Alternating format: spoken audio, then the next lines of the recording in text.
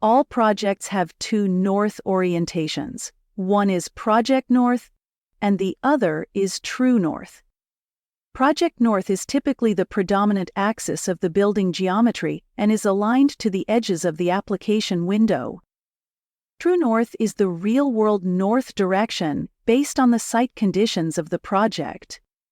All projects start with Project North and True North aligned with the application window, as indicated by the project base point and the survey point. In most cases, the True North direction will need to be rotated to represent the site conditions. In this example, the project base point and survey point have been moved so that they can be seen easily. Begin in a site plan view with an element placed to represent True North. In this example, a generic annotation element has been placed. Any element such as a wall or a simple line can be used as a guide, as long as it points to the true north direction of the project.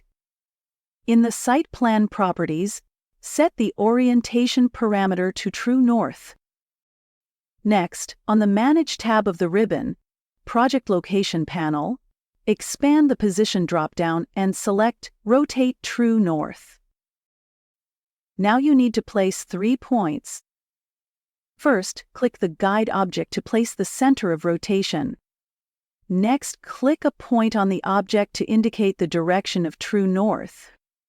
Finally, click to set the angle of rotation for True North. Point this to the top of the application window.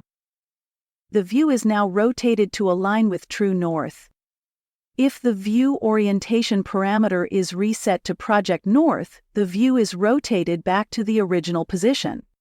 However, when the survey point is selected, it now indicates the direction of True North.